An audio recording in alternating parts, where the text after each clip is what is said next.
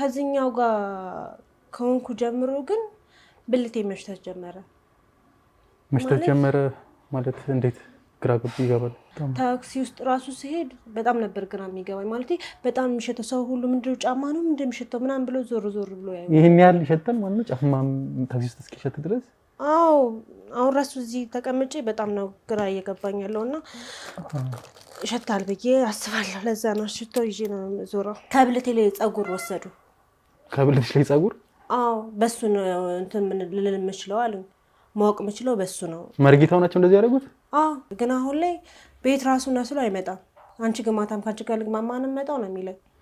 እንደዚህ ካፌ ሳገኘው ደግሞ ሄድጂ ለመርሹን ሄጅና ታጠቢና ነው ይለኛል። ከተቀባሁኝ በኋላ ማለት ጠረን የሚያመጣብኝ ቦታ አሸዋለሁ። ማለት እንዴት ነው ብልትሽን የምታሽው?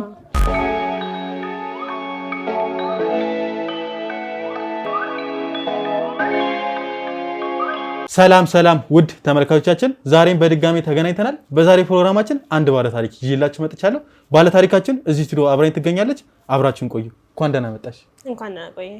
እስቲ በመጀመሪያ ስምሽን ለተመልካቾቻችንም ለኔም በማስተዋወቅ እንጀምር። ስሜ ረዴት ይባላል። እሺ ረዴት፣ ምንድነው ወደኛ ሚዲያ ይዘሽልን የመጣሽው ነገር? አንድ እናንተ ጋር መፍትሄ ያገኝበታለሁ ብዬ በጣም የጨነቀኝን ነገር ላማክራችሁና ከእናንተ መፍትሄ ለማግኘት ነው የመጣሁት። እሺ ረዴት፣ እስቲ ችግርም ከገጠመሽ የገጠመሽን ነገር ካለ ሁሉም ነገር ሳትፈሪ ለኔም ለተመልካቾቻችን በደምብ ዘርዘር አድርገሽ እስቲ ንገሪኝ። እሺ ከመጀመሪያው ስነግርክ የተወለድኩት እዚህ ሀገር አይደለም፣ ክፍለ ሀገር ነው የተወለድኩትና ቤተሰቦች ያሉት እዛ ናቸው። እዚህ ቀድሞ የመጣው ታላቅ ወንድሜ ነበረ፣ ወደ አዲስ አበባ ማለት ነው። ትምህርት ጨርሶ በስራ ምክንያት ነበር እዚህ የመጣውና እሱ ጋር ለመኖር ነበር የመጣሁት። ከዛን እሱ ጋር እየኖርኩ እያለ ያው እስከ 12 ምናምን እሱ ጋር ነው የተማርኩት። እሱን ያስተማረኝ ከ5 ነበር ወደዚህ የመጣሁት። እስከ 5 ቤተሰቦች ጋር ነው የተማርኩት። ስለዚህ አብሬ በምኖርበት ሰዓት እሱ ያው ታላቅ ወንድሜ ነው ብያለሁ እና ጓደኛ ነበረችው። እዛም ያው አንድ ላይ ነው ምናምን ተባብሎ ሲጋቡ እኔ ከነሱ ጋር መኖር ስላልቻልኩ ስልክ ያው እሷ ከመጣች በኋላ ብዙም ከወንድሜ ጋር እስከዚህ ስለነበር በቃ ተከራይተልኝ እኔም የራሴን ስራ እስከምጀምር ድረስ ኑሮ አልኩት። ከዛ እሱም ነገሮችን እያየ ከእሷ ጋር እየተስማማው እንዳልሆነ ስላየ እሺ በቃ ምናምን ብሎ አንድ ቤት ተከራየልኝ። ከዛ እዛ እየኖርኩ እያለ ያው እንትን የግል ነበር መማረው። ከዛ ከወንድሜ ጋር ከወጣው በኋላ ማለት ነው እሱ ነው የሚከፍልልኝ። ያው እኔም በተቻለ መልኩ አንዳንድ ነገር እያልኩኝ ሰራ ነበረ በትርፍ ሰዓቴ ማለት ነው። ከዛም በዛ ሰዓት አንድ ጓደኛ ነበረኝ ከቤት ከወጣው ማለት ነው። ከቤት ከወጣው በኋላ አንድ የተዋወቅኩት ወንድ ጓደኛ ነበረኝ። ታሪኩ የሚጀምረው ከዚህ ጋር ነው። እኔ ማታ ማለት በትርፍ ሰዓቴ ሰራ እዛ አብረን የምንሰራበት ቦታ የሚመጣ ልጅ ነበረ። ስራ የነበረው መስተንግዶ ነበረ። እዛ አንድ ከስተመር ነበረ ማለት በቃ ከሆነ ጊዜ በኋላ እኔ ካልሆነ በስተቀር ማንም እንዲታዘዘው አይፈልግም ነበር። ከዛም በቃ ምንም ሊገባኝ አልቻለም ነበር። አሪፍ ቲፕ ይሰጠኛል ምናምን ነገር። ስወጣ አንዳንዴ ማታ ጠብቆ ይሸኘኛል እና ከሱ ጋር እንዲህ እየተባባልን ስልክ መደዋወል ጀመር እና በትርፍ ሰዓቴ መገናኘት ጀመር። ከዛም በምንገናኝበት ሰዓት ያው አንዳንድ እያል ከ3 ወር በኋላ አብረሽኝ እንድትሆኝ እፈልጋለሁ እና ፍቅረኛ እንድትሆኝ እፈልጋለሁ፣ በጣም አፈቅርሻለሁ፣ ለዚህ ነው እዚህ የምመላለሰው ምናምን ነገር አለኝ። ከዛን አብረን እየሆንን እያለ በምንሆንበት ሰዓት ምናምን ጓደኛው አለ፣ የእሱ ጓደኛ ማለት ነው። ከዛን እሱን አስተዋወቀኝ። ከዛን ልጁ ከትንሽ ጊዜ በኋላ ይሆናላ ወጣ ያለ ባህሪ ማምጣት ጀመረ። ልክ እሱ ፊት ምንም አይናገረኝም፣ ግን ወይ ደግሞ እሱ ሲሄድ ወይ ደግሞ ስልኬን ከሱ ወስዶ ነው እርግጠኛ ነኝ መሆን አለበት ብዬ አስባለሁ። ከሱ ወስዶ ነበር ስልክ የሚደውልልኝ ማለት ነው። እንዲህ አንተ ምን ሆነክ ነው ምናምን ነገር ብለዋለሁ እና በቃ እሱን ታዩና እኔ ጋር ሁኚ ላይ ነበር። በጣም ይጨቀጭቀኝ ነበረ። ቆይ ከሱ በላይ እኔ የፈለግሽው ነገር ላደርግልሽ እችላለሁ፣ የፈለግሽው ነገር መሆን የምትፈልጊውን ነገር ሁሉ አደርግልሻለሁ፣ እዚህ ጋር መስራት አይጠበቅብሽም ይለኝ ነበር እና በቃ የበፊት ፍቅረኛዬን ትቼ ከሱ ጋር እንደሆነ ይፈልግ ነበር። ትተሽው ይሄንን ከዛ ጋር መሆን ፈለግሽ እንደዚህ ስላለሽ ብቻ? ያው በሰዓቱ ከወንድሜ ጋር ብዙም አይደለንም ብያለሁ። ካገባ በኋላ ቤተሰብም ሄጅ ማስጨነቅ አልፈለግኩም። ምክንያቱም ቤተሰቦቻችን ከኛ የሚፈልጉ እርዳታ ነው እንጂ እኔ ከነሱ በጣም ከብዶኝ ነበር በሰዓቱ የበፊት ጓደኛዬ ደግሞ ብዙም እንደዚህ ትኩረት አይሰጠኝም። ስለ ይወደኛል፣ እኔም በጣም ነው የምወደው። ግን አንዳንድ ነገሮችን ደግሞ ደፍሬ መናገር አልችልም ነበር፣ የሚያስፈልጉኝን ነገሮች ምናምን ነገር ማለት ነው። ምንድን ነው የሚያስፈልጉሽ ነገሮች? መናገር የማትችያቸው ነገሮች ማለት ከወንድሜ ጋር እስከዚህም ስለሆንኩኝ የቤት ኪራይ ራሴን ችዬ መክፈል ፈልግ ነበር። ትምህርት ቤት አለ፣ ያው ሴት ነኝ፣ ብዙ ነገሮች ያስፈልጉኝ ነበር በሰዓቱ። ከዛ ይሄን ነገር የሚያሟላልኝ ጓደኛው ነበር። ጓደኛው ማለት አሁን ላይ ፍቅረኛዬ ነው። አሁን አንድ ላይ ናቸው ያላችሁት? በለው ያው ነንም አይደለንም ማለት አልችልም። ከዛን በቃ እሺ ብዬ ተስማማኝ ከሱ ጋር። ከዛን የሆነ ጊዜ ሆን ብሎ እሱ ባለበት እንደሚመጣ ነግሮታል። እሷ ጋር ልሄድ ነው ምናምን ብሎት ነበር። በድብቅ ነበር የተስማማ ነው መጀመሪያ ላይ ማለት ነው። ነገሮች እስኪስተካከሉኝ ብዬ ነው እሺ ያልኩት የተቀበልኩት። ከዛ ሆን ብሎ እሱ ባለበት መጣና እንደ እኔ ፍቅር ምናምን ነገር ማለት ጀመረ፣ ቤት ማለት ነው። ከዛ ምንድን ነው ምናምን ነገር አለ። እሱም ደነገጠ። ከዚህ በላይ መደበቅ ስለማልችል እውነቱን ነገርኩት። ማለት ከፍቅረኛሽ ጋር እያለሽም አንድ ላይ ትሆኑ ነበር ማለት ነው? ታደርጊበት ነበር ማለት ነው? ያው በጣም ማለት እወደዋለሁ አሁንም ድረስ ማለት ነው። ግን ምን እንደሆነ አላውቅም። በቃ ለሱ መናገር ያልፈለጉትን ነገሮች ያኛው በቃ ምንም አይኔን አይቶ ይረዳኝ ነበረ። እኔ ሳልነግረው ብዙ ነገሮች ያደርጉልኝ ነበር። ቢያንስ ከዚህ ነገር እስከምወጣ ድረስ በድብቅ ነበር እኔ ያሰብኩት እንደ ራሴ እና እሱንም እንዳልነግረው ብዬው ነበር። ግን ሆን ብሎ እኔ እና እሱ ለማለያየት ስል ይሄን ያደረገ። ከዛን እሱም ይሄን ነገር ካወቀ በኋላ በቃ እናቁም እንለያያለን። ከሱ ጋርም ተጣሉ። በጣም ቀውጢ ጥል ነበር ስልክ ቤቴ መጥተው በጣም ጎረቤቱ ምንድን ነው እስኪል ድረስ ማለት ነው። ከዛም በኋላ አሁን ላይ ከዚህኛው ጋር ነኝ እና ዋናው እናንተ ጋር ያስመጣኝ ነገር የሆነ በጣም ግራ የገባኝ ነገር ስላለ ነው። ምን ማድረግ እንዳለብኝ ማለት የሆነ ቀላል ነገር ያለ ነገር ቢሆን ለሰው አማክራ መፍትሄ ታገኝለታለህ። ይሄ ግን ሰው ራሱ ብነግር ምን እንደሚለኝ ራሱ እኔ እንጃ። በጣም ከባድ ስለሆነብኝ እና ከአንተ መፍትሄ ያገኛለሁ ብዬ ነው የመጣሁት። እሺ ምንድን ነው ይሄ መፍትሄ ያስጨነቀሽ ነገር ምንድን ነው? አልገባኝም። ስለ ትዳርሽ ነው ወይስ ምንድን ነው? አልገባኝም። ለዛ ነው በደንብ ግልጽ አድርገሽ አብራሪ ሊላ ነኝ። አይደለም እንደሱ ሳይሆን እንዲያን ነገር በፊት ላይ አልነበረብኝም። ከዚህኛው ጋር ከሆንኩ ጀምሮ ግን ብልቴ መሽተት ጀመረ። መሽተት ጀመረ ማለት እንዴት? ግራ ይገባል። በመጀመሪያ አካባቢ የምወስደው መድኃኒት ነው ብዬ አስብ ነበረ፣ የመከላከያ ማለት ነው። የምጠቀመው ነው። አንዳንዴ ሎፕ ምናምን እንትን ሲባል የሆነ ጠረን ይፈጠራል ይላሉ አንዳንድ ሰዎች ማለት ነው። እሱ ነው ብዬ ስለምሰማ አብዛኛውን ጊዜ ከሰው ገብዙ ሰው እሱ ነው ብዬ ነበር የማስበው። ግን ያንን መቆጣጠሪያ ካለፈ በኋላ ማለት ጊዜው አገልግሎቱ ካበቃ በኋላ ራሱ መሽተት አላቆምም እና እሱም ይሄን ነገር ምንድን ነው ይሄ ነገር አንቺ አታጠቢም እንዴ? ምንድን ነው እንደዚህ ጥረት ማጠብቂው? በጣም ማለት የሆነ ከአይምሮ በላይ የሚሆን ቃላት ነበር የሚናገረኝ። ታክሲ ውስጥ ራሱ ሲሄድ በጣም ነበር ግራ የሚገባኝ። ማለት በጣም የሚሸተው ሰው ሁሉ ምንድን ነው ጫማ ነው እንደሚሸተው ምናምን ብሎ ዞር ዞር ብሎ ያዩ። ይሄን ያህል ይሸተን ማለት ነው ጫማ ታክሲ ውስጥ እስኪሸት ድረስ? አዎ አሁን ራሱ እዚህ ተቀምጬ በጣም ነው ግራ እየገባኝ ያለው እና ይሸታል ብዬ አስባለሁ። ለዛ ነው ሽቶ ይዤ ነው ዞረው። አሁን ያልገባኝ ነገር ይሄ ነገር የተከሰተው እንዴት ነው? እንዴት ይመስልሻል? በጣም ግራ ገብቶኛል። ማለት በፊት ላይ ቢኖርብኝ ተፈጥሮ ነው ወይ ደግሞ ከልጅነት የመጣ ነገር ነው ልል እችል ነበረ።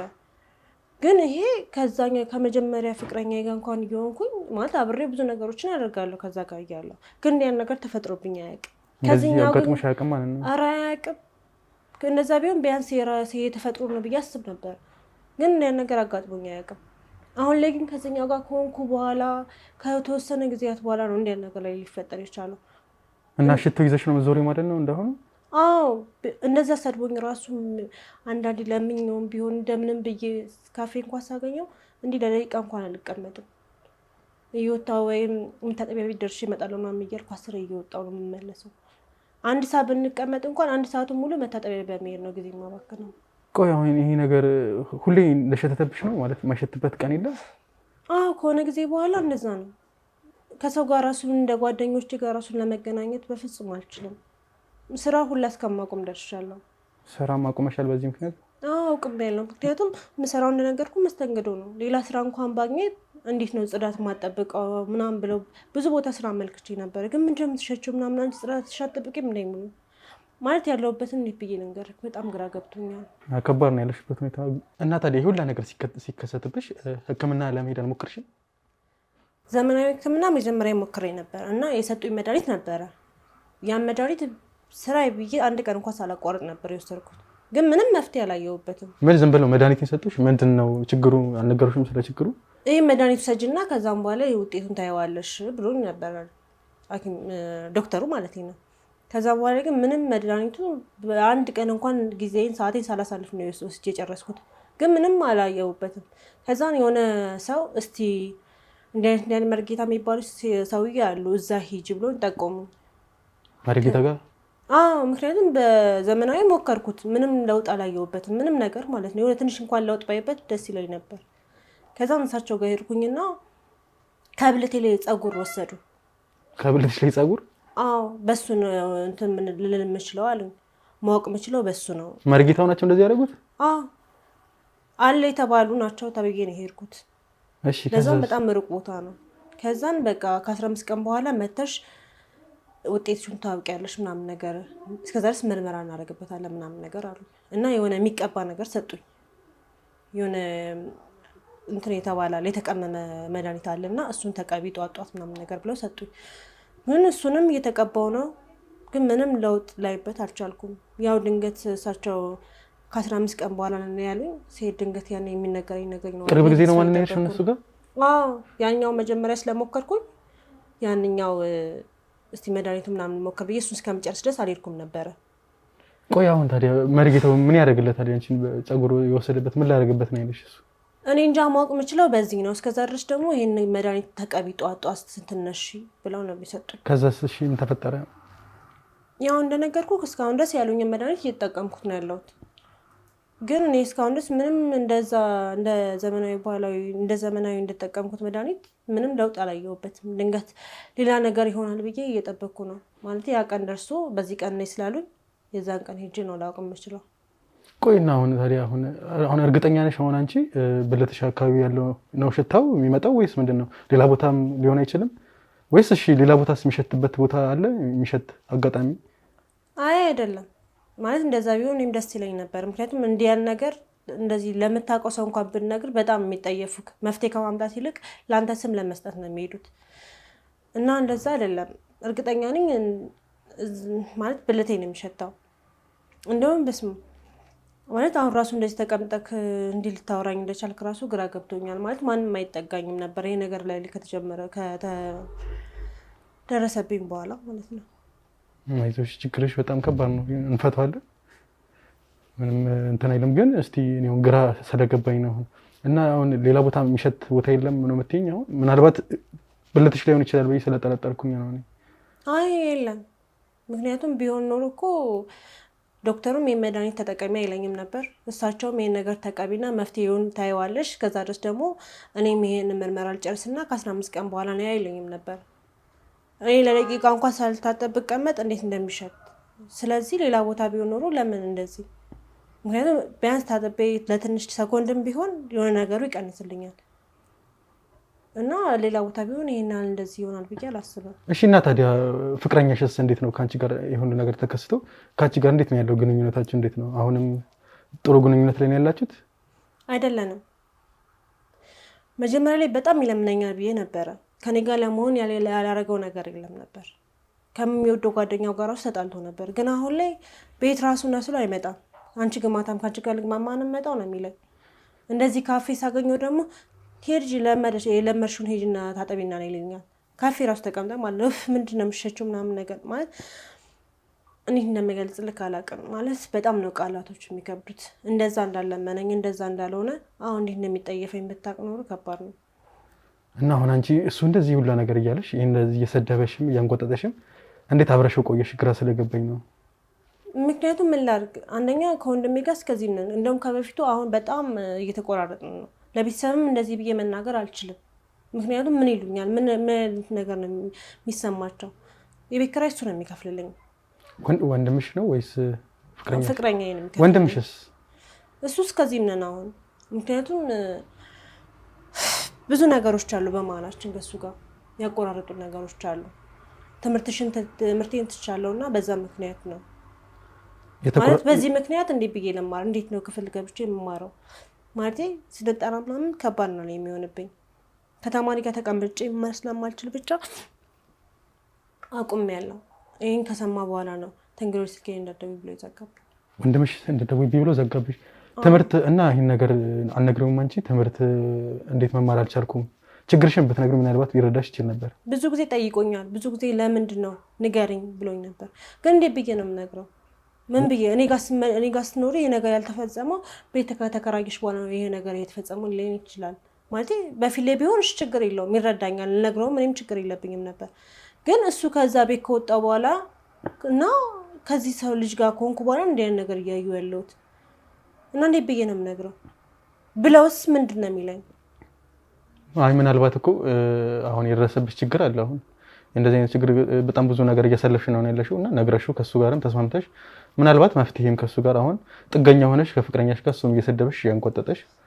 ቆይ አጋጣሚ እስቲ የፍቅረኛሽስ እንዴት ነው? ኢየሱስ ምናልባት እንደዚህ አይነት ነገር ግንኙነት ታደርጉ ነበር? እሱ ላይስ ምንም አይነት ነገር የለም? ምንም ነገር አላየሁበትም።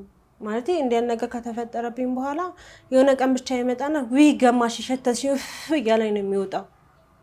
ማለት እኔ እንጃ ከባድ ነው ለኔ። ማለት እንደ በፊቱ አይደለም። እንደነገርኩ ከዚህ ቤት መምጣት ትቷል።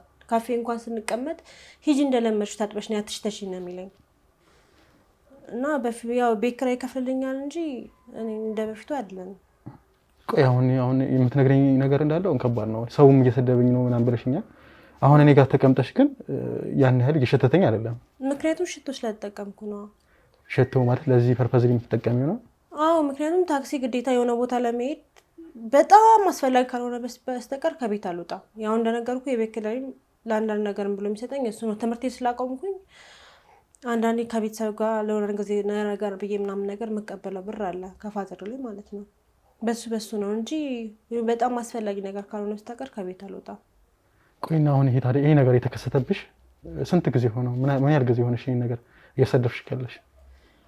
ቢያንስ 4 ወር ይሆነኛል። ማለት ከሱ ጋር ከጀመር እንደነገርኩኝ ከጀመር እንደዛ ይሆነናል። ከሱ ጋር ከጀመርኩ በኋላ ነው ይሄ ነገር ከሆነ ጊዜ በኋላ ቢያንስ ከ1 ወር ምናምን ካለፈን በኋላ ነው እንደ ነገር የተፈጠረብኝ እና ምን ማድረግ ምን እንደማሰብ እንዳለብኝ ማንን እንደዚህ እንዳደረገኝ መጠርጠር እንዳለብኝ ግራ ገብቶኛል። ማለት በፊት ላይ ያለብኝ ነገር እንዴት ነው ከዚህ ልጅ ጋር ሰው እንደዚህ ነገር የተፈጠረብኝ ብዬ አስባለሁ። አንዳንዴ የሆነ አላ ግራ ሲገባ ተቀምጠ የምታስባቸው ነገሮች ልክ ላይሆን ይችላል። ያሰብኩት ነገር ግን እንጃ ግራ ገብቶኛል። እሱ እንደዚህ እንዴት ልታስብ ይቻልሽ? አሁን በፊት ስለማይሸትብሽ ብቻ አሁን ከሱ ጋር ስለሆንሽ እንደዚህ ስለገጠመሽ ነው ብቻ እሱን እየጠረጠርሽ ያለሽው እንደዚህ አይነት ነገር ማለት አንዳንድ የሚናገራቸው ቃላቶች እንዲጠረጥር ያደርገኛል። ስለ ሰራውልሽ ላታመልጭኝ እንደዛ አንገላታሽኝ ሰራውልሽ ይልሻል። አንዳንዴ ይለኛል የሆነ በጣም ሲናደድ አንተ እንደዛ እንዳለመንከኝ እንደዛ እንዳልተንከራተትክ ዛሬ እንደዚህ ይሰድበኛል።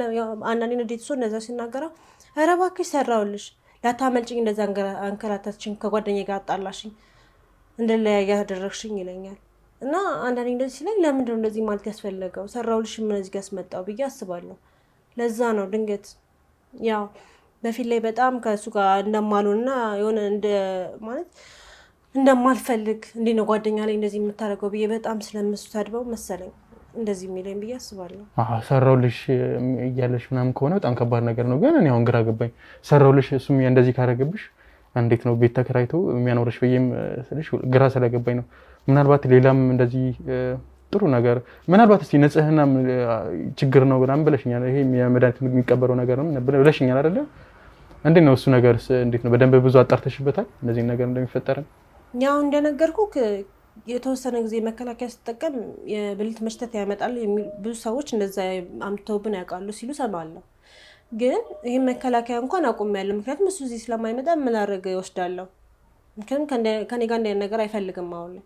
ግን እንደዛም ሆኖ ግን ይሄ ጠረን ሊጠፋልኝ አልቻለም። መጀመሪያ ላይ እንደዛ መስሎኝ ነበር። ለትንሽ ጊዜ ነው ብዬ ነበር። ሲጀመር እንደዚህ የማይሸተም ነበረ ነው የተወሰነ ጠረን ነበር የሚኖረው እና በሱ እንዳልሆነ ግን አሁን ገብቶኛል። እኔም ወስደው መድኃኒት ጋር እንደማይገናኘን ገብቶኛል። አሁንም እሱ ተጠቀሚዋለሽ ነው እኔን መድኃኒት እዚህ ውስጥ አለውን ክንድሽ ላይ አለ? አይ አስወጥቼዋለሁ። ምን ያህል ጊዜ ሆነሽ ካስወጣሽው? ቆይቻለሁ። አንድ ወር ይሆነኛል። እና ምንም አይነት ልዩነት እያየሽበት አይደለም? ምንም ልዩነት የለውም። እሱ ነው ብዬ እንደውም በቃ ምናምን ብዬ ካለ ጊዜው ነበር ያስወጣሁት። ምክንያቱም እንዴት ከማህበረው ተገለጌ ወይም ተለይቼ መኖር እችላለሁ? እንዴት የራሴን ነገር ቤት ውስጥ አፍኜ መኖር ራሱ ከባድ እኮ ነው። እንዴት ነው? ቆይ አንቺ ጋር ማህበራዊ ህይወት፣ ጓደኞች፣ ያፈራሻቸው ጓደኞች የሉም? እንዴት ነው? እስቲ ንገረኝ እስቲ በደንብ ስለ ራስሽ እስቲ።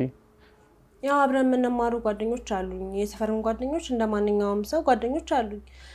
ግን አሁን ላይ ሲደውሉልኝ ወይ ደግሞ ቤት ነሽ ወይ ምናምን ሲሉኝ ወይ ክፍለ ሀገር ሄጃለሁ ማዘርጋ ነው የምላቸው፣ ወይ ደግሞ አይመቸኝም፣ ወይ ደግሞ እንደው ክላስ ራሱ ለምን ያቋረጥሽው ቤት መተናል ምናምን ሲሉኝ አይ የለውም ነው የምላቸው። ምክንያቱም ሌላ ስም ነው የሚሰጡኝ እነሱም።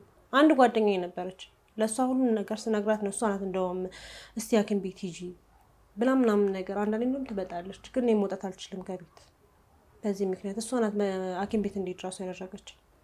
ሐኪም ቤት ሄድሽው? ሐኪም ቤት አንድ ሐኪም ቤት ብቻ ነው የሄድሽው ይሄ ነገር መድኃኒት የሰጡሽ? አዎ ትልቅ ሐኪም ቤት ነው የሄድኩት። ስልክ ለዚህ መፍትሄ ያገኘለታለሁ ብዬ አሰብኩበት ሐኪም ቤት ነው የሄድኩት። ትናንሽ ሐኪም ቤት ቢሆን ቢያንስ ከእንትኑ ነው ብዬ አስባለሁ። ግን ይሄ መድኃኒቱ ሰጂው በየቀኑ ሰጂ ተብዬ ወሰድኩኝ። ግን ምንም ልዩነት የለውም፣ ምንም ለውጥም የለውም። ቆይ እና አሁን ይሄ መሽተት ብቻ ነው ያጋጠምሽ? ሌላ ምንም አይነት ነገር የለውም? በጣም የሚሸተው እኔ እንጃ እንዴት ወይ ማክስ ስላደረግኝ ነው እንደዚህ እንዲሸተኝ ይችላል። ግን ብቻ ከባድ ነው። ይታወቅሻል ሲሸት ለራስሽ? አዎ እኔ ታክሲ ውስጥ ስገባ አልኩ እኮ ምንድነው ጫማ ነው ምንድነው ብሎ እንደ ዙር ዙር እያሉ ነው የሚያዩት። እና በጣም ነው ግራ የሚገባኝ። ከዛ አንዳንዴ እንደውም ሽቶ ያው ከቦርሳ አይጠፋም ብያለሁ። ያው ሴት ልጅ ነኝ በፊትም አይጠፋም። ግን ስልክ ለዚህ ብቻ ብዬ ይዛለሁ ሽቶ። ከምንም በላይ ሽቶ ሳልይዝ አልወጣም እኔ። እና እንደዚህ ሲሉ ቢያንስ ቀስ ብዬ ሽቶ ምናምን ነገር እንትን ለማለት እሞክራለሁ፣ ለመጠቀም እሞክራለሁ።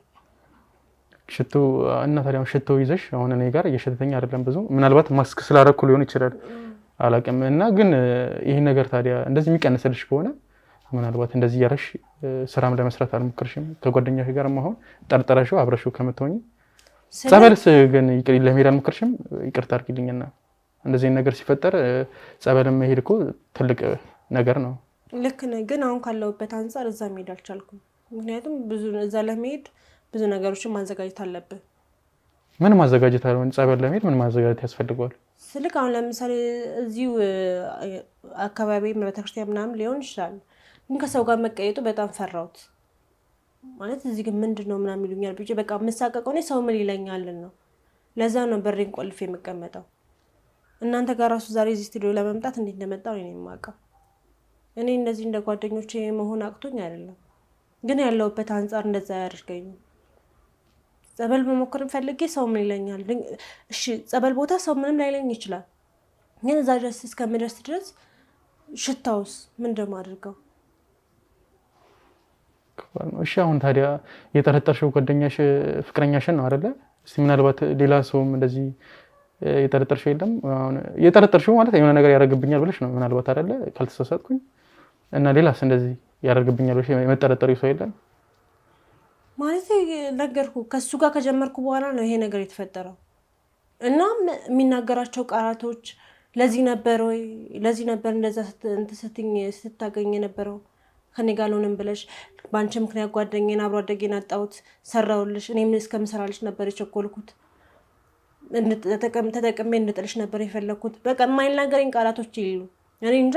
ማለት ሰው ሆኖ ሰው ላይ እና እንደዚህ መጨከል ለምን እንዳስፈለገው አላውቅም። ነገር ካፌ እንኳን ተቀምጠሽ ሂጂ ምናምን አንቺ ግማታም አንቺ ምን እኔን አዋርሽኝ የሚናገረው ቃላት በጣም ከባድ ነው። ከኔ ካለሁበት ይልቅ የሱ ቃላቶች በጣም ነው ልብ የሚሰብሩት።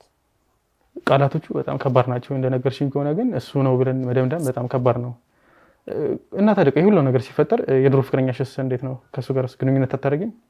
ማታ አትገናኝም? ለማውራትም ምናምን እንዲሆኜ ላገኘው አልችልም። ማለቴ አንደኛ እሱ ላይ ያደረኩት ነገር ነው መሰለኝ እዚህ ደረጃ እንድደርስ ያደረገኝ። እንደዛ የሚወደኝ ግልጽ ያለውበት የምነግረው እርግጠኛ ነኝ ምንም የሚያደርግልኝ ሰው ነበረ። ግን በገዛ እጄ ነው ያጣሁት። እንደዛ የጎዳሁትን እንደዛ ማለት እሱ የሚያስበው ስለ ወደፊት ስለመጋባት ነው እንጂ አብሮ ስለመተኛት አልነበረ የሚያስበው። እኔ ግን እሱ ለሱ ለጥቅም ብዬ እሱ እንደዛ አድርገሽው እኔ ነው እንደዚህ ነኝ ብዬ ልደውልለት የምችለው። ሲጀመር እሱ አሁን የራሱን ህይወት ጀምሯል። ምን መሰለሽ አሁን ብዙ ሰው እንደዚህ ነገር የሚያስበው ምናልባት የተለያዩት ሰው ነው ስለተለያዩት ነው እንደዚህ ያደረገብኝ ብሎ ነው የሚያስበው። አንቺ አብሮሽ ያለውን ነው እንግዲህ እንደዚህ ያልሽው። እኔም አሁን ሁለቱንም በደንብ ስለሁለቱም በደንብ ሞቅ ስለፈለኩኝ ነው መጠየቅሽ እንደዚህ አይነት ጥያቄዎችና ምናልባት እኔም አሁን ሁሉንም ነገር ሰፋ አድርገን ነው ማየት ያለብንና የድሮ ፍቅረኛሽ ምናልባት እሱም አርጉብኛል ብለሽ አታስቢም ለራስሽ? አላስብም። ምክንያቱም እሱ እንደዚህ አይነት ሰው አይደለም። እሱ እንደዚህ እኔ ላይ የሚያደርግ ሰው አይደለም። እኔ አይደለም እንዲህ ሊሆን እንቅፋት እንዲነካኝ እንኳን የማይፈልግ ሰው ነው። እንደዛ ሁሉ አርግቼበት ራሱ እሺ አንቺን ካስደስተሽ ችግር የለው ብሎኝ ነው ትቶኝ ሄደ። አሁን ይሄ እኔ እንደዚህ የምልሽም ሰራውልሽ ይለኛል ስላልሽኝ ነው እንጂ በእርግጠኝነት ይሄ ነገር ተደርጎብሽ ነው ምናምን ልልሽ አልችልም። ምናልባት የቆዳ ችግርም ሊሆንብሽ ተፈጥሮብሽ ሊሆን ይችላል። የቆዳ በሽታ ሐኪም ቤት ምናልባት 2 ሐኪም ቤት ምናምን ብትሄጂ ነገሮችን እንትን ልላቸው እንችል ነበር። አንቺ አንድ ሐኪም ቤት ብቻ ነው የሄድሽው። መድኃኒቱ ለውጥ ያልሰጠኝም እና አሁን ፀጉርም የብልትሽን ፀጉር ወስዶብኛል ብሎ ያልሽኝ እሱ ጋር ማን ይላከሽ? እንዴት እንደዛ ወደዛ ልትሄጂ ሳልሽ ይሄን ነገር እንዴት ታወቅሽ? የጓደኛዬ እናት ናት እዛ እንዴት ያደረገችው ማለት ነገረቻት ሁሉም ነገር እና የምታውቂው ነገር ካለ ድንገት ምናምን ስትላት እንዲህ የሚባል ሰውዬ አለ እዚህ ቦታ ነው እዛ ድንገት መፍትሄ ልታገኝ ትችላለች። ባህላዊ በጣም የሚታወቅ ሰው ነው እና እዛ መርጌታ ጋር አብራችሁ ሄዱ ብላ ቦታ ምናምን ነገረችኝ። ከዛን እዛ ከሄድኩ በኋላ ይሄን የሚቀባ ነገር ይሄን ጧጧ ተጠቀሚ እና በልጅ ላይ ፀጉር መውሰድ ስላለብኝ እሱን ነገር ከዛን ከ15 ቀን በኋላ መተሽ ውጤቱን እነግርሻለሁ አለኝ። ግን ምንም ልዩነት አላየሁበትም። ምንም የተለየ ነገር አላየሁበትም እስካሁን ድረስ። ይኸው ከሰጠኝ ቀን ጀምሮ እጠቀመዋለሁ። ግን ምንም ላገኝበት ምንም ለውጥ ላይበት አልቻልኩም። የብልትሽን ፀጉር ወስደሽ ራስሽን ሰጠሽው ወይስ እንዴት ነው? ራስ ቤት ወስደሽ ቁርጥሽ ነው እዛው እያለሁኝ እንዲህ አምጪና ይሄ ነገር ቼክ ማድረጊያ ነው እና ከ15 ቀን በኋላ ደግሞ ተመልሰሽ መተሽ ውጤቱን ታየዋለሽ ወይ ደግሞ እነግርሻለሁ ውጤቱን አለ። እሺ አልኩት። ትእዛዝ ሰጠሁት። ይሄ ነገር ስታደርጊ አብሮሽ ማን ነበረ? ይሄ ነገር ስታደርጊ አብሮሽ የሄደ ሰው ነበረ? ጓደኛዬ ናት ሄደችው። ያው እናቷ ናት ይሄን ቦታ የነገረችው እና ከሷ ጋር ነው የሄድነው። ይሄ ያልሽኝ መርጌታ እንግዲህ የሚቀባ ነገር ሰጥቶኛል ብለሽኝ ነበር አይደል? ለውጥም ባታይበትም እና ይሄን የሚቀባ ነገር ምንሽ ላይ ነው የምትቀበይው? ብልቴ ጋር ነው የምቀባው እና ይሄን ጧት ከእንቅልፍሽ ስትነሽ ተቀቢውና ፀሐይ አስመቸው የጧት ፀሐይ ብሎኝ ነበር እና እኔ ለውጥ ካገኘሁበት አይደለም ሌላም ያለኝን ነገር ማድረግ ይችላል። ምክንያቱም እኔ የምፈልገው እንደ ማንኛውም ማህበረሰብ ከማህበረሰቡ ጋር ተቀላቅዬ መኖር ነው። ስለዚህ እስካሁን ድረስ እያደረግኩ ነው የሚለኝን ነገር ይሄ መድኃኒት እስከሚያልቅ ድረስ ብቻ እስከ 15 ቀን ተጠቀሚ ብሎኛል። እና አሁን እየተቀባሽ ፀሐይ ላይ ጧት ቁጭ በይ ብሎኛል። ቁጭ ምን ያህል ጊዜ ነው ቆይ ቁጭ የምትይው ፀሐይ ላይ? ቆይ ቢያንስ 30 ደቂቃ 40 ደቂቃ 30 ደቂቃ ፀሐይ ላይ? እንዴት 30 ደቂቃ ሙሉ አይከብድም? ማለት በጣም ረጅም ደቂቃ ነው ተቀብተሽ ፀሐይ ላይ። ውጪ ነው መቼም የሚሆነው ፀሐይ ያለበት ቦታ? በረንዳ ላይ ነው የሰጠኝ። የሆነ ቅባት ነገር ነው የሚመስለው እና እሱን በደንብ ማለት አለብሽ ብሎኛል። ምን ባዝሚን አለ ስትቀባው እንደዚህ ታሻለ የሚቀልጠው እና እሱ ተቀቢና ፀሐይ ላይ ያስመታሽ በይ ብሎኛል። በደንብ እሺ ብሎኝ ነበር። ከተቀባውኝ በኋላ ማለት ጠረን የሚያመጣብኝ ቦታ አሸዋለሁ። ማለት እንዴት ነው ብልትሽን የምታሽው? በጣም ከባድ ነገር ነው። እና እሱን እያሸሽው ማለት 30 ደቂቃ ሙሉ ፀሐይ ላይ ትቀመጫለሽ? 30 ወር 40 ደቂቃ ነው ያለኝ። እስከ 30 ደቂቃ ይበቃሻል ብሎኛል። ግን ጠዋት ተነስተሽ ነው ያለኝ። ይህን ተግባር እስከ መቼ ተጠቀምሽዋል? አሁን ይህን ነገር ምን ያህል ጊዜ ተጠቀምሽው? መድኃኒቱን እስከሚያልቅ ድረስ ነው ያለኝ። መድኃኒቱ አሁን እያለቀ ነው። ከዛ በኋላ ካለቀ በኋላ ከ15 ቀን በኋላ ነው ይሄን ያለኝ። ከ15 ቀን በኋላ መተሽ ደግሞ የወሰደብሽን ፀጉር ይሄ ያልሽኝ የብልትሽን ፀጉርና ይሄን መፍትሄ ቢሰጥሽ ማለት ነው። እና አሁን አንቺ ይሄን ነገር አሁን ታምኝበታለሽ? እንደዚህ ነገር ያደርግልኛል ብለሽ አሁን ፀሐይ ላይ 40 ደቂቃ ያህል ተቀምጠሽ ብልትሽን እየቀባሽ ፀሐይ ላይ ማሸት ማለት በጣም ከባድ ነገር ነው። ያው እንደነገርኩ ከኔ ምንም ከዚህ በኋላ ከዚህ ነገር ውስጥ መውጣት ነው የምፈልገው። ገባካ? እንደ ማንኛውም እንደ ጓደኞቼ ጋር እንደ በፊቱ መቀላቀል፣ ትምህርት መጀመር፣ ያቋረጥኩትን ትምህርት መጀመር እና እንደ ማንኛውም ሰው በቃ በኮንፊደንስ መኖር ነው የምፈልገው። እስከመቼ ነው በዚህ እድሜ ቤት ውስጥ መቀመጥ ማለት ለኔ ከባድ ነው በጣም። ቆይ እስኪ ምናልባት ወደፊት ከመጀመሪያ ፍቅረኛሽ ጋር ማለት ነው ይቅርታ አድርጊልኝና ከመጀመሪያ ፍቅረኛሽ ጋር ምናልባት እስቲ ወሲብ ታደርጉ ነበር መቼም አይደለ? እና ልጅ የማስወረድ አጋጣሚ ተከስቶ ነበር። ምናልባት እንደዚህ ነገር ይሄ ነገርም ያስከስተው ይችላል የሚባል ነገር ስለምሰማ ነው። አይ ማለት እሱ ነው ሲጀመር በኮንዶም ነበር የምናደርገው። እኔ እንኳን እንድጠቀም አይፈልግም ነበር። ምክንያቱም በቃ እኔ መጠቀም አለብኝ። ምክንያቱም አንቺ የምትወስጂው መድኃኒት እኮ ጉዳት ይኖረዋል፣ የሆነ ሳይድ ኢፌክት ይኖረዋል ሁሉም መድኃኒት እና እኔ መጠቀም አለው። ሲጀመር እንዲያን ነገር እንዲፈጠር የሚፈልገው ከትዳር በኋላ ነው። ስልክ ልጅ ማለት ነው ያው ሴክስ እናደርጋለን ቤት ሲመጣ ምናምን ነገር አንዳንዴ ሲጀመር ቢሆን እንኳን ደስተኛ ነው የሚሆነው እንጂ መቼም እንዳስወርድ አይፈቅድልኝም እሱ በቃ እሱ ቁም ነገር ነው እንጂ እንደዚህ ዛሬ አግኝቶኝ ነገር ለመሄድ አይደለም የቀረበኝ። እኔ ጥቅመኛ ሆንኩኝ እንጂ እና ደሱም ያው እጄን እያገኘሁት የእጅ ምናምን የተፈጠረብሽ ነገር ሊኖር ይችላል። አንቺ ላይ ፈራጅ መሆን አልችልም። እና ቆይ ይሄን ሽታ ጠረን ከመጣብሽ በኋላ ከአሁኑ ፍቅረኛሽ ጋርስ እንዴት ነው ግንኙነት ታደርጋላችሁ? የሴክስ የወሲብ አይመጣም ቤት ማለት አይደለም። ቤት እኔ ስልክ እንኳን ስደውልለት አያነሳልኝም። ቴክስት ነው የቤት ኪራይ እንኳን ከደረሰ ቴክስት ነው የማደርግለት። ቴክስት ልክለት የቤት ኪራይ ይልክልሻል? በቃ ከዛ በኋላ አንድ የሆነ ጊዜ በቃ ወይ ደግሞ በጣም ጨቅጭቄው ለስንት ቀን ጨቅጭቄው የሆነ ሰዓት ያገኘኛል። እሱንም መቀመጥ አልችልም። እንደነገርኩህ ምንድነው የምትሸጪው ነው የሚለኝ። ማለት እኔ እንጃ አይደለም ሰው እኔ እንጃ እንስሳ ራሱ እንደዛ አይቋሸሽም። ስልክ እንዴት እንደሚያቋሽሸኝ እንደዚህ እዚህ ጋር ተቀምጬ በቃላት እንኳን መናገር በጣም ነው የሚከብደኝ። ለኔ ምን ይሰማታል ብሎ እንኳን አያስብም። እንደዛ እንዳልለመነኝ ዛሬ አይዞሽ። ቆይ እና አሁን ለጥቅም ብቻ እየፈለግሽው ከሆነ የቤት ኪራይ ሲደርስ ልትደውይላት ትችያለሽ። እና እንደምንድን ነው የምትጨቀጭቂው? ማለት የሆነ ነገር ትፈልጊያለሽ ከቤት ኪራይ ሌላ? ያው እንደነገርኩ ብዙ ነገር ያስፈልገኛል። በእርግጥ ግን አሁን ላይ ቤት ኪራዩንም ለምኜው ያለሁበት ነው ሁኔታ ተረዳኝ ብዬ ማለት በቃ ለትንሽ ጊዜ ብቻ ከዚህ ህይወት እስከምወጣ ድረስ ብቻ ብዬ ነው የለመንኩት እንጂ በፈቃደኝነት አልነበር የሚልክልኝ። እና አንዳንዴ ከቤተሰብ ለሆነ ነገር ፈልጌ ነው አላ ቤተሰብ አይጨክንብህም። ነገሮች ሁሉም ያለሁበትም ማንም አያውቅም ቤተሰቦቼ ማለት ነው። ለትንሽ ነገር ለሆነ ነገር ብዬ አባቴ ይልክልኛል። ክፍለ ሀገር ያለው አባትሽ? በሱ ነው አንዳንድ ነገሮችን ቆጥቤ ማድረግ እንጂ ሌላ ገቢ የለም። እሺ መልካም ረዱ። እንግዲህ በጣም ብዙ ነገር ነግረሽኛል። እንግዲህ ራስሽ ላይ የተፈጠሩ ነገሮች ያው ብዙ እኔ የማውቃቸው ዶክተሮች አሉ። እነሱ ጋር ሂደሽ ያው ዶክተር ጋር እምነት የለሽም እንግዲህ አንቺም አንድ ሂጂ አልፈልግም ብለሽኛል። ግን እኔ አሁን በጣም ብዙ የማውቃቸው ነገሮች አሉ፣ ዶክተሮች አሉ። እነሱ ጋር የቆዳ ሐኪሞች ናቸው። እነሱም አንዳንድ ነገር እንዲያደርጉልሽ አደርጋለሁ። በተቻለ አቅምም እንግዲህ ጸበል እንድትሄጂ ለማድረግ እሞክራለሁ። ጸበል በጣም ወሳኝ ነገር ነው እና ይሄ መድጌታ ጋር ያልሽው ነገርም ይሄ ባህር ነገር ነው፣ መጥፎ ነገር ነው። እንዳልሽው ነገር ፀሐይ ላይ ራስሽን ማስቀመጥ ራሱ ሌላ በሽታ ነው እና እኔም እዚህ አብረሽኝ ተቀምጠሽ ራሱ ያን ያህል ብዙ ትንሽ ሽታ ሊኖር ይችላል፣ ግን ያን ያህል ሽታ ያን ያህል እየገጠመኝ አይደለም።